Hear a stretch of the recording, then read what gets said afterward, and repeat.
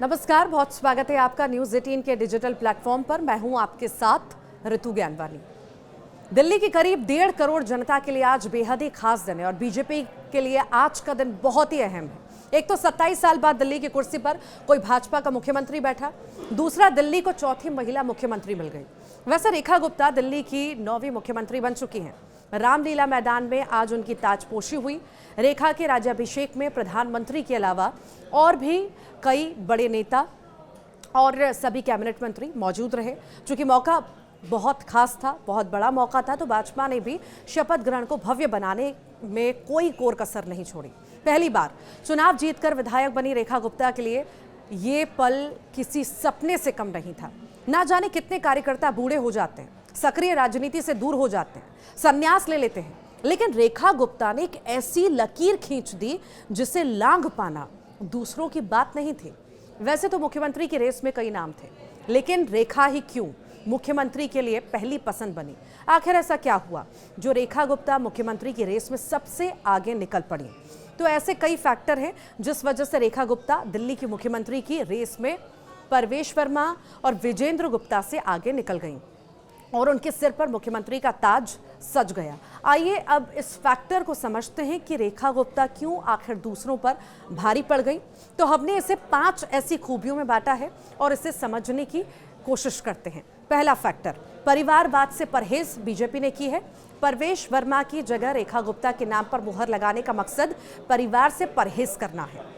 परवेश वर्मा साहेब सिंह के बेटे हैं, ऐसे में बीजेपी और परवेश का नाम आगे बढ़ाती तो परिवारवाद का आरोप लगता। दूसरा फैक्टर, रेखा की साफ सुथरी छवि, विवादों से दूर रहना और साफ सुथरी छवि होना भी रेखा गुप्ता के पक्ष में गया।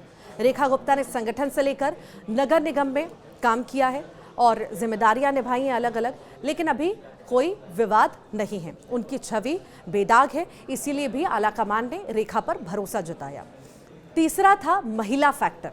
महिला नेता होना भी रेखा गुप्ता के लिए अहम फैक्टर साबित हुआ। बीजेपी ने रेखा को मुख्यमंत्री बनाकर दिल्ली ही नहीं पूरे देश की महिला वोटरों को साधने की कोशिश की है। चौथा फैक्टर, संगठन और प्रशासनिक अनुभव। रेखा के पास सांगठनिक और प्रशासनिक दोनों तरह का अनुभव है, जिसका उनको फायदा भी मिला। रेखा भाजपा युवा मोर्चा के सचिव थी, दिल्ली बीजेपी की महासचिव और 3 बार पार्षद भी रह चुकी हैं। पांचवा फैक्टर, हरियाणा कनेक्शन। केजरीवाल की तरह रेखा गुप्ता भी हरियाणा से आती हैं। रेखा का जन्म हरियाणा के बिन में हुआ था और यही नहीं, रेखा गुप्ता को मुख्यमंत्री बनाकर बीजेपी हरियाणा में भी केजरीवाल की काट खोज रही हैं। इसके अलावा रेखा राष्ट्रीय स्वयंसेवक संघ और भाजपा की मजबूत विचारधारा से जुड़ी भी रही हैं, जिसका उन्हें फायदा मिला। देश में अभी 21 राज्यों एनडीए की सरकार है। ऐसे में रेखा गुप्ता वर्तमान में पहली मुख्यमंत्री होंगी। अब जब रेखा गुप्ता ने ऐतिहासिक रामलीला मैदान में दिल्ली की मुख्यमंत्री के तौर पर शपथ ले ली है, तो ये एक ऐतिहासिक बन चुका है। ऐसा कम ही होता है कि पहली बार के विधायक या नेता मुख्यमंत्री बने, जैसे कि दिल्ली जैसे चैलेंजिंग प्रदेश का मुख्यमंत्री बनाया जाना। इसी से अंदाज़ा लगाया जा सकता है कि बीजेपी आलाकमान रेखा गुप्ता पर कितना भरोसा करता है।